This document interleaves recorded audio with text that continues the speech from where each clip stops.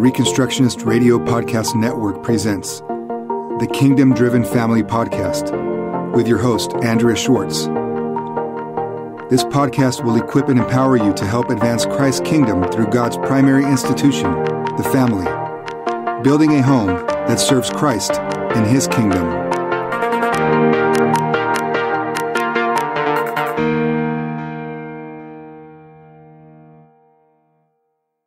The June 5th edition of Homeschooling Help.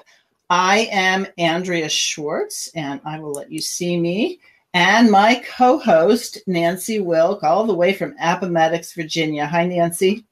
Hello, Andrea. Good morning, friend. Okay, actually, it's good afternoon, but she's being gracious because it's still morning here in California. Anyhow, today we're going to talk about loving your neighbors. So why don't you get us started, Nancy? Well, first of all, you just said neighbors. And didn't the Bible say to love my neighbor? How many neighbors do I have to love? Well, specifically, we're talking today about those people who live in your neighborhood.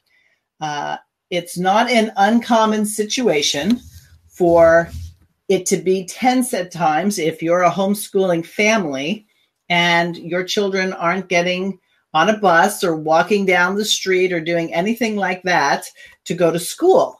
And depending on how you choose to run your homeschool, your children might be in the backyard playing at a time when your neighbors, one's on either side of you or behind you, depending on the setup of your home, or even if you happen to live in a duplex or an apartment, suddenly you have a lot of ears. And there was a time in homeschooling circles where people bunkered down and hid. The children didn't go out before school hours were done. I know when we began homeschooling in the early 80s, that was kind of the situation. Not that people were going to come around and snag your child or snag you, but it wasn't as accepted or even known about at the time. So I just laid low. Went out when it was appropriate to go out. And if we had to go out, because at the time, my mother-in-law, who was elderly, we sometimes had to take her to doctor's appointment. My son got to learn how to respond to the questions of, aren't you supposed to be in school? And, okay. That was it's an in-service day. And somehow or other, he never quite understood it at first. How does that make them stop asking the questions? But it does. And other times we would say things like, this is actually part of what we're doing in school. But as time went on, and I homeschooled over a span of 28 years, it became more acceptable and more known to be able to say, we're a homeschooling family. But nonetheless, there are people who sometimes feel it is their duty to act on behalf of the state and turn people in because they think that the children are truant, or maybe they just don't like the noise. Okay.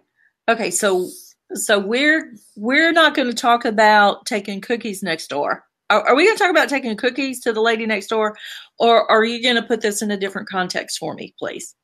Well, we're going to talk about a lot of things, but we can talk about cookies to the lady next door, unless she's diabetic, and that would be something that wouldn't help her.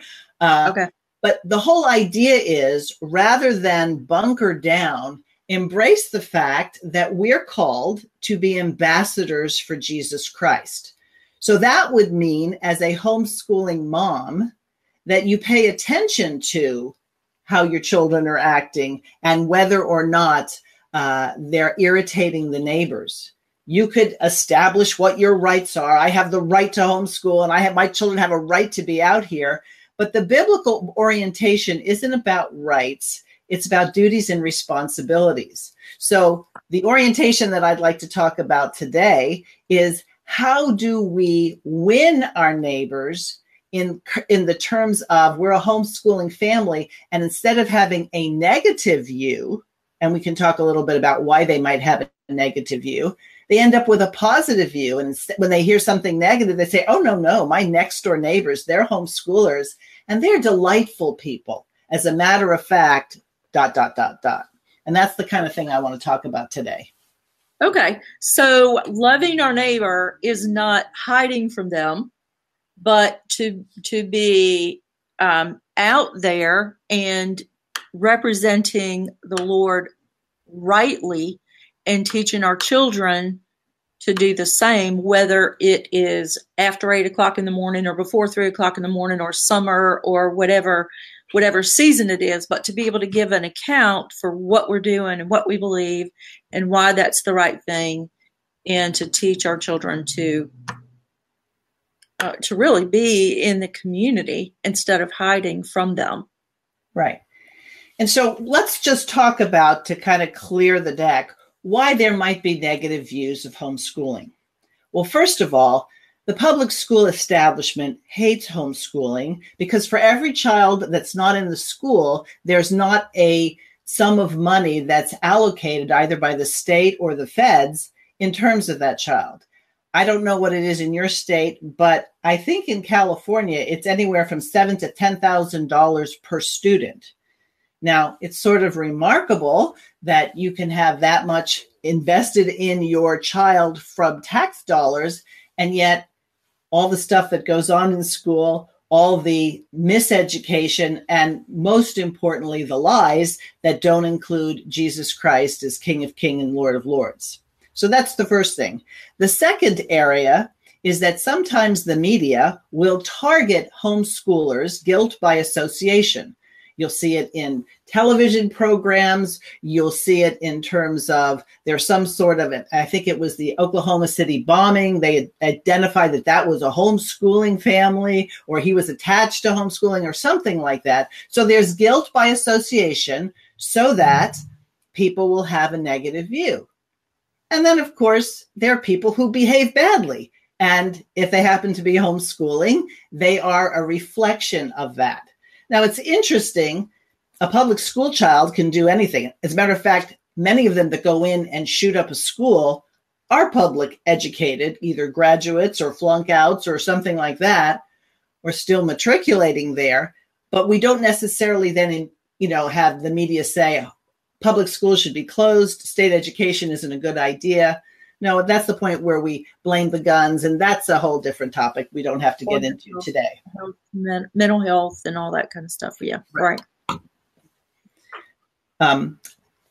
The whole perception of homeschooling, and I think one of the reasons why you start getting negative storylines and things like that, had to do with the fact that most people are aware of the fact that public education isn't the best.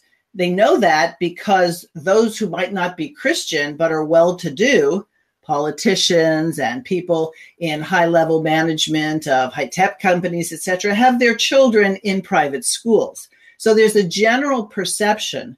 And I can remember back when my youngest daughter was participating in golf tournaments and parents walk around and people get to talk, there was a perception of, oh, wow, you guys homeschool, that's amazing. And instead of saying, I want to do that, a lot of would say, oh, I don't think I can do that. I'm not capable. But back in the early to mid 2000s, it wasn't a surprise why people would be doing it. So we don't have to assume that anybody in our neighborhood who finds out we're homeschooling has to be our enemy. Now, there might be some who act as enemies, but this podcast is going to talk about ways in which we can engage our neighbors so that we don't have negative situations, that we see potential problems and we avoid them rather than feed them. Okay. So go. So do you know how many homeschoolers are just waiting for the public school to get out so that they can leave their houses today? Yes, I do. Yeah. And they may be very prudent for doing so. It may be that they know their situation. So I'm not suggesting that you don't have to have your eyes and ears open. What I'm saying is, and summer is a great time to do this, now that most people aren't expecting to see children in school, they now have situations where they go to the grocery store or they go to the mall and they see children out during the day. that's the time when it's safest, you might say, to start really building relationships. So, for example, trash collection day and the trash cans have been, the guys come and they've taken the recyclables, the grass clippings or whatever. How about you bring the trash cans in and put it on the side of your neighbor's home? How about if you come home and you notice that one of your neighbors is struggling with some packages, that your children go up and say, "Can I help you?" I know one homeschooling family in Southern California that has a number of children, and she was always aware of the fact that even if they were being quiet, they could be noisy because there were just so many of them. And she would have her sons go over and offer to mow the lawn of a neighbor. And he was kind of a grumpy guy, and he would accept it, right? Well, one day he found out from one of the boys that that the family's car had broken down. And he went out and bought them a new truck.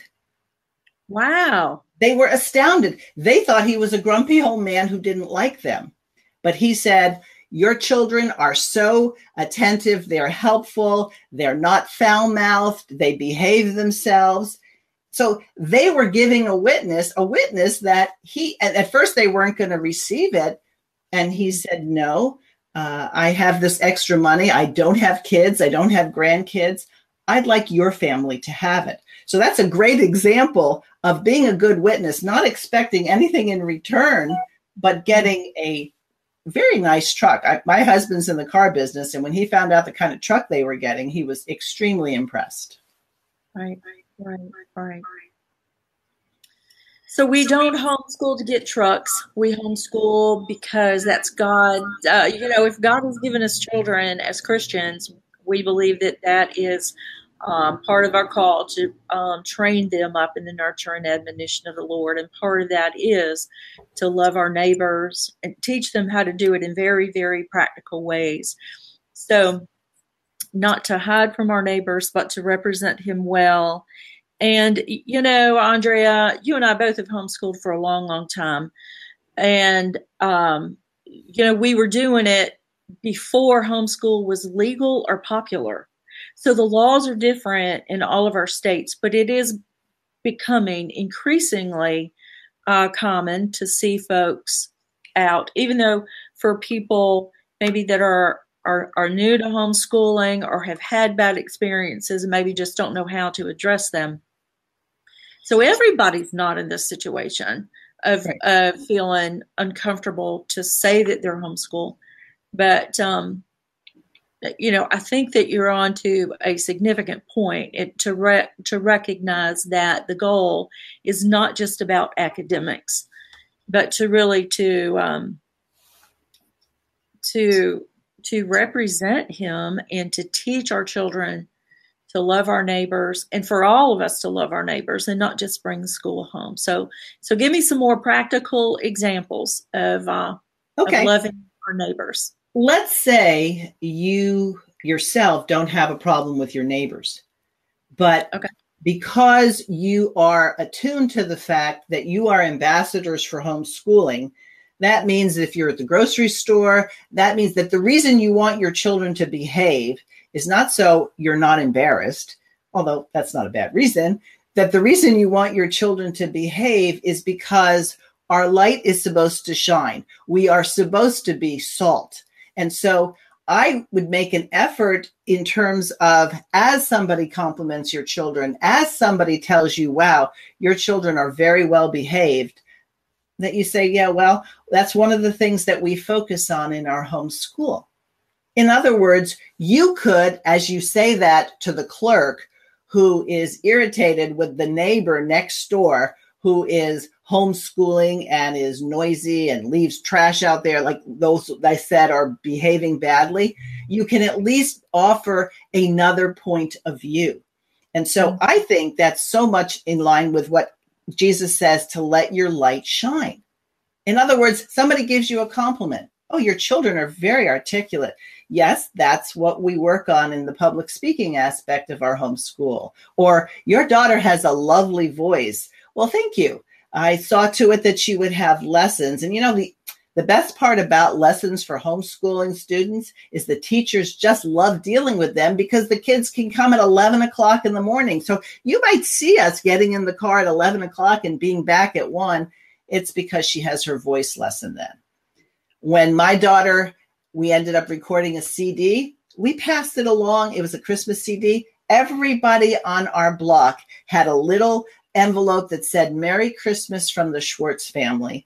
And they got a CD. It was Christmas music. They were used to hearing Christmas music at Christmas. And we shared it with our neighbors. We actually organized a neighborhood watch once where I had a friend who happened to be a homeschooling dad, who's a policeman. And he came and he did a neighborhood watch presentation. And we got to know each other, all the neighbors, and we exchanged emails. And now they have these things called Nextdoor, so that the city, I guess, has come in and done it themselves. But it was an effort to say, hey, we all live on the same street. We'll watch out for each other. So I have neighbors who'll say, will you watch our dog? Or will you pick up my mail? Or I'm expecting a package and we're going to be out of town. These are neighborly things to do. And I'm not suggesting that only homeschool people do this, but in order to have homeschooling be associated with the Christian virtues of charity and helping other people, only helps us in our pursuit to get more people to consider homeschooling. Right. And even if those people don't consider homeschool, then we are available. We're available during the hours when most moms and most kids and most dads have left the homes and they've left their communities and their house is empty. But what about that elderly neighbor next door who might need some help with something? It's good for them to know that you are home and not to be hiding from them, but to say, hey, we're here, we're available, we want to do right by our kids, before God, and if we can help you, let us know. Right. So it's really limited only by your imagination as to what to do. I've never done this. My setup isn't really set up for it, but I know of one woman who, and this was, I think she was a homeschooling mom, but her idea was that instead of having her picnic table in the backyard, she put her picnic table in the front yard. And in the evening in the summer, she'd have lemonade there and she'd say, hey, come over, sit down, let's talk. And people came and sat down. At first, they thought she was a little odd, but it became something she regularly did. And then when she discovered other Christians in the neighborhood, she and they would get together and do walks. And they say, let's prayer walk our neighborhood. And so they would go up and down and they would pray for their neighbors. And if they ran into somebody, they would talk to them. And it's amazing what you find out, because if you listen to people, they will tell you things. And apparently with my friends that I talked about who got the truck, that man was listening to what they were saying in terms of their own family life. So it looks like we got a question here. So let me see if I can scroll down, learn how to do this. Okay. Tom Jenna Dyer says, I think there is a new generation of homeschool families that are becoming more and more isolated because of social medias. Neighborly acts are dwindling far rapidly. People, including myself, seem to be growing up more and more antisocial. I really need to make a point to be more neighborly. Exactly. Let's say somebody decided they wanted to fracture the Christian community. You'd be hard pressed to come up with something better than Facebook because you can have fights on Facebook. You can be extremely impolite to people on Facebook. And they're not going to come up and swat you in the face for what you just said. And the truth is, if you were looking face to face with somebody, you wouldn't say those things anyway. But everybody's looking at their device and they're interacting with their palm and this iPad or computer or smartphone or whatever it is. You'd be amazed at how many people are startled by personal social interaction. And if we want to embrace the idea of localism in terms of affecting our culture, There's no better place to start than with the people you see all the time. How many people? I mean, here's a great check for people. Go up and down your street and see if you can name the family name of the people who live in the various houses. Mm-hmm. If you can't, maybe you've got some homework to do. Now, I'm not going to suppose that all neighbors are nice. We actually have a neighbor who, for whatever reason, is pretty grumpy. And there are times when my husband comes home from work and his dogs come running out. Now, they don't bite, but they make a lot of racket. And sometimes they're nipping at my, husband's leg. And he once kind of shooed the dog away with his foot, and the man took exception. Mm-hmm. And it didn't now, we're long since done with homeschooling. So homeschooling would have had nothing to do with this. But it became apparent that this wasn't going to resolve really well. And so we made some changes. Now my husband brings his car into the garage as opposed to my having always put my car in the garage. So when he comes home at night, he can close the garage door and he doesn't have to encounter the dogs. Or if he does come back and he sees the man has just come home, because for some reason they always seem to come home at the same time, he waits in his car and he waits till the man goes inside.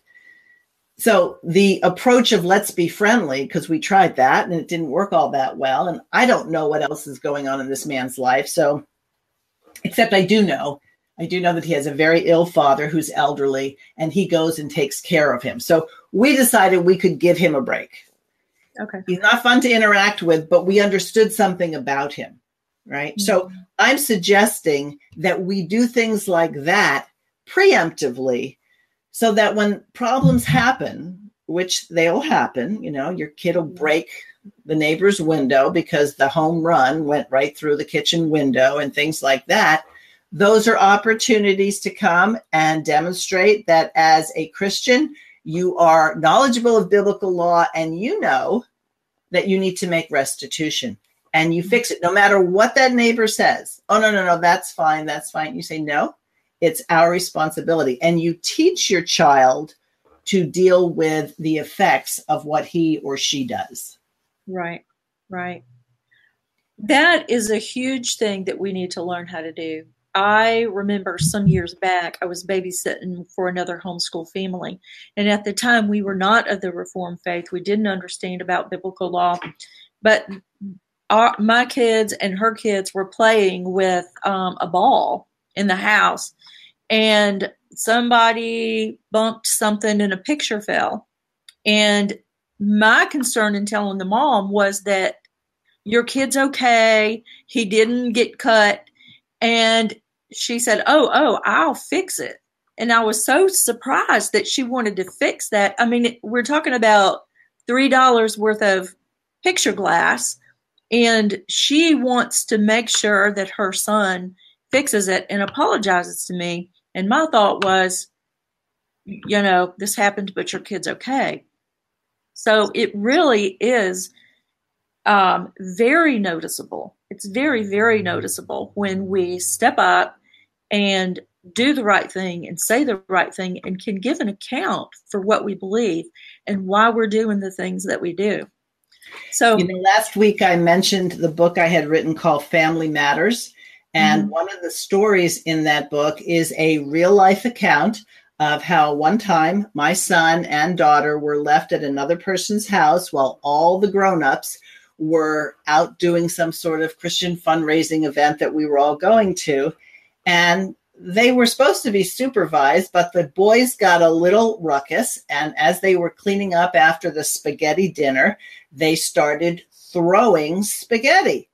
And my son knew very well that there's probably never a time to throw spaghetti. But since the boys who lived at that house were doing it, he was like, okay, we can do this too. So he flung the spaghetti and the kid ducked, and it was his spaghetti that hit the wall.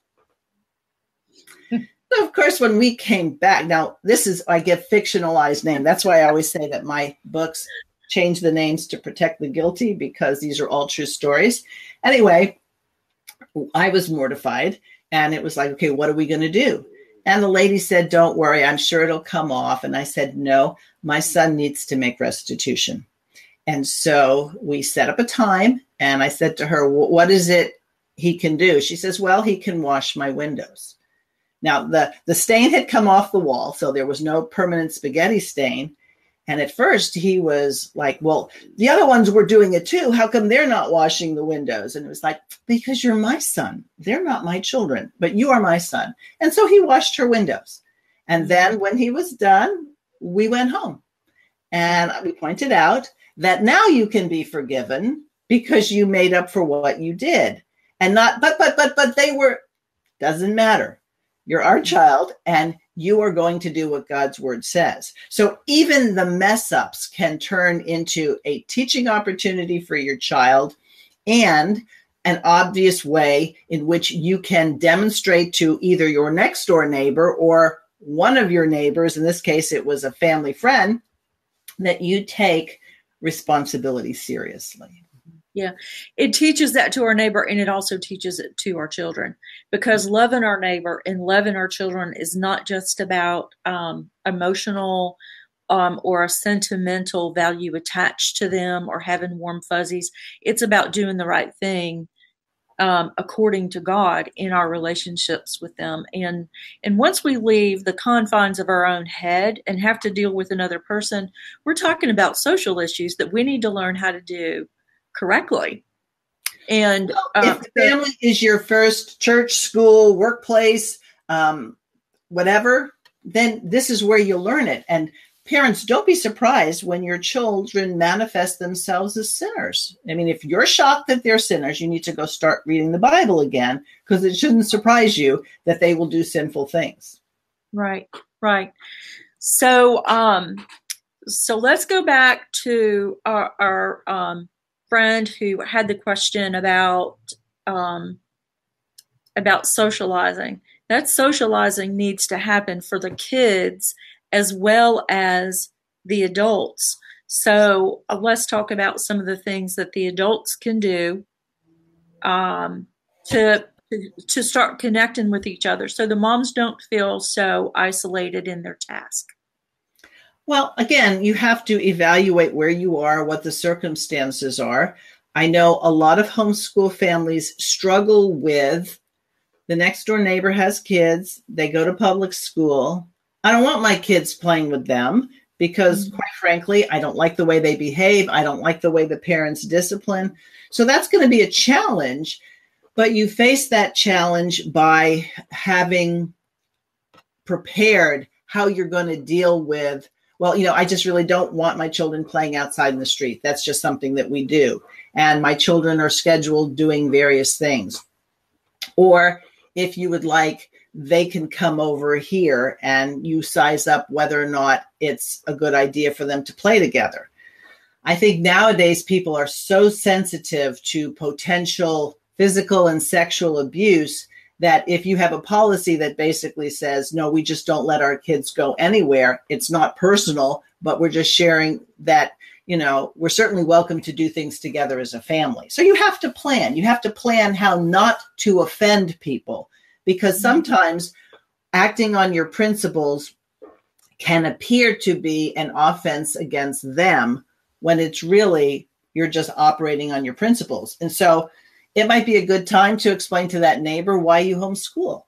And instead of judging her harshly and saying, well, you shouldn't have a job outside the home, and if you were home, you could homeschool your children.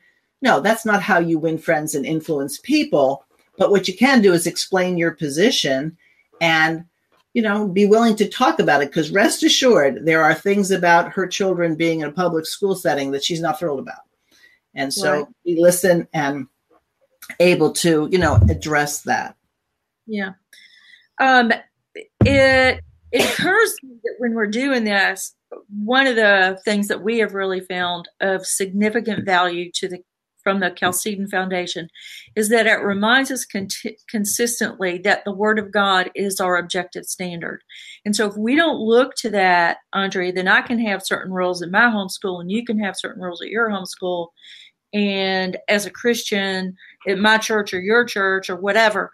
But God really is calling us each and all to an objective standard. And only as we come to recognize that will we be in a sense, playing with each other or working with each other or getting along with each other on equitable and righteous terms. And you just hit the nail on the head. If as parents, we don't know God's law, there's no way we can teach it and enforce it. And instead of enforcing arbitrary laws, which you don't want to communicate to your children that life is full of arbitrariness and whoever has the most money, whoever is tallest, whoever is strongest, he's the one that prevails. Another funny story that I would like to share is that we had a next door neighbor. He doesn't live here anymore, but he had at the time, and he was repairing a fence. And his fence and our fence obviously were the same fence. And my daughter liked to be outside, and she just would chat with him. And he thought that was fine. It helped him, pass the time. Anyway, we all knew that he worked for Mother's Cookies. Mother's Cookies, he was the driver that would bring all the cookies to all the grocery stores. And it was not uncommon if he saw us to say, okay, here's some cookies or whatever. So my daughter figured he wasn't going to offer cookies. And so she said, Mr. So-and-so, by the way, do you still work for Mother's Cookies? And he went, oh my goodness, I totally forgot, I've got a bunch. And so she came back home with a big smile on her face. And she said, look what I got. And I said, oh, how did you get that? And then she told me the story, very proud of herself. And I said, you tricked him. I said, you're going back right now and you're bringing all the cookies back and you're going to tell him. And I went with her that, you set him up because you knew that if you said that, he would give you cookies. Well, of course, he was like, no, you don't have to do that. And I kind of nodded to him and said, yes, I do. And so he accepted them back. Now, in the future, when he saw us, he would still give us cookies. But I had to communicate to her that that was a certain form of theft with what she was doing. And when he understood why I was making her go back, I think we went up a couple of notches in his book. Did he, tell everybody that homeschoolers were the best and that his neighbors were the best? But it was a positive interaction and it was something that helped. Very good. Very good. Well, Andrea, I think I'm supposed to be keeping up with the time, and I've enjoyed this conversation so much. It's getting away from us. Okay. One thing I'd like to do, I have to see how I get this. Okay. This is the book I would like to recommend. It's available from Chalcedon, and it's called In His Service. And the subtitle is The Christian Calling to Charity. It's a book that might surprise you, but it orients you just to what Nancy was saying in terms of having biblical law be the foundation on how we express love to all people, to all those who we come in contact with. And then the subject of this broadcast, specifically the people who we actually physically live next to. And I think that you'll be enhanced by the orientation. It's not go out there and just give people things. It's to recognize the fact that the most important thing we have to give people is the knowledge of Jesus Christ as the Savior for sin. And then everything else sort of falls into place after that. Exactly. He's not only the Savior for our sin, he's the Lord of all. All of life. Absolutely. All right. Well, you've kept us on schedule. Thank you. And thank you, people, for watching. Feel free to share this with other people and invite them to participate with us live where we can handle questions. And if you would actually like to send some questions in advance and let us know things you'd like us to talk about, we're definitely open to it. Although my friend Nancy and I never seem to have a problem figuring out things to talk about. That's true. That's true. All right. All right. So we'll see you all next week. And thanks for joining us. Thank you, Andrea. Thank you for joining Andrea Schwartz in the Kingdom Driven Family Podcast, building up the family and self-government as a true and lasting means of transforming society. Please visit thekingdomdrivenfamily.com and reconstructionistradio.com.